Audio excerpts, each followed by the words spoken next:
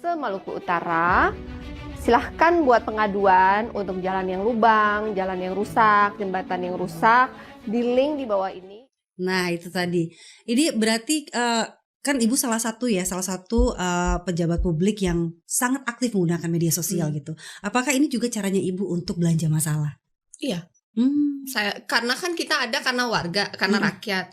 Iya, jadi tugas kita kan menyelesaikan masalah masyarakat. Yang paling tahu masalahnya kan masyarakat. Untuk bisa menghasilkan solusi, saya harus mapping dulu masalahnya apa dan apa penyebabnya. Jadi itu waktu itu mudik karena banyak sekali yang komplain ke saya urusan jalan pusing. Jadi saya bikinlah Google Form. Saya sosialisasikan video itu kalau nggak salah 1 atau 2 juta view. Wow. Jadi mulai mudik kan mereka 10 kabupaten kota, karena saya juga kasih mudik subsidi 50%, jadi banyak yang pulang. Mereka kan melewati itu semua jalan. Sebenarnya awalnya karena Dinas PU saya minta dana 1,7 miliar untuk inventaris jalan rusak. Kan mama-mama ya daripada mikir 1,7 miliar buat itu, mendingan saya buat video aja. Saya dapat laporannya gratis, 1,7-nya nggak jadi keluar. Mantap. Efisiensi ya. Efisiensi. Jadi saya dapat total laporan dari mulai mudik sampai balik 270 laporan. Laporan itu sangat lengkap karena di Google Form saya lengkap nama jalan, desa, kecamatan, foto, video, titik koordinat, lubang-lubangnya mereka tag juga di Instagram saya. Setelah itu kebetulan jatah waktunya memang rakor dan musrembang. Jadi Dinas PU provinsi kumpul dengan Dinas PU kabupaten kota, disinkronkan lah antara jalan provinsi dan jalan kabupaten kota dengan laporan dari masyarakat untuk semuanya kita bikin menjadi rencana penyelesaian jalan 5 tahun ke depan. Yang rencananya akan saya sharing ke kabupaten dan ke DPRD. Jadi kalau masyarakat tanya ruas ini kapan selesai, lihat aja tuh di menunya kapan selesai, jangan ditanya-tanya terus kan. Nah kebetulan ada program di Kementerian PUPR untuk IJD. Jadi dari total kita dapat jalan provinsi, kabupaten, kota tuh yang kita minta tolong Kementerian PU untuk bantu selesaikan tuh 8 triliun. Dari 8 triliun sudah kita usulkan 1 triliun di IJD kemarin. Kemudian ada lagi programnya di PHJD, itu akan kita usulkan lagi. Kemudian karena kan ada kriterianya itu yang kecil, yang besar, maksudnya di mana itu teknisnya kayak gitu.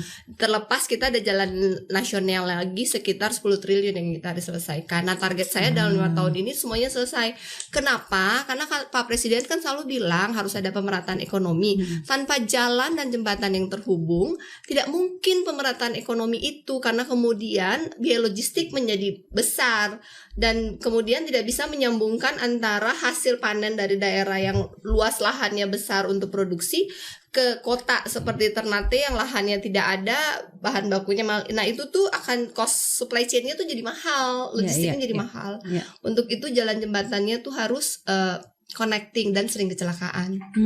Nah jadi PR yang tidak bisa saya selesaikan walaupun niat saya baik pun karena APBD-nya terbatas, itulah jalan jembatan. Jadi minta tolong kemarin pas bisa ngomong sama Pak Presiden. Lantas gimana tanggapannya? Kata Pak Presiden akan dibantu. Iya pasti. Amin. Masa Maluku Utara yang memberi kontribusi terhadap penerimaan negara kemudian pemerintah pusat tidak memberi perhatian. Setuju. Yang masalah kan kalau kemudian permintaannya yang itu tidak direncanakan secara baik dan bukan fakta. Kalau sekarang dengan menggunakan media sosial yang ada, menurut saya itu sangat bagus, sangat cerdas untuk mengetahui kondisi faktualnya dan sumbernya langsung kepada sumber yang asli ya. Jadi tahu berapa kebutuhan dan berapa luasan yang harus dikerjakan, itu sangat bagus. Itu pun juga sama yang kami lakukan di Kementerian Hukum, sama persis. Di podcast ini juga ya Pak, masyarakat bisa beri komentar, bisa bertanya. Saya tidak terlalu berharap laporan setiap triwulan dari seluruh unit kerja. Justru saya menggunakan media sosial untuk menilai seberapa besar kepuasan masyarakat terhadap layanan di Kementerian Hukum. Nggak takut diserang netizen? Justru saya senang malah. Karena kan kita tujuan awal sama dengan Ibu Gubernur. Tujuan kita melayani. Sebagai birokrat, politisi, tujuan kita melayani. Udah, hidup kita udah cukup, ya kan? Dan itu perintah Bapak Presiden.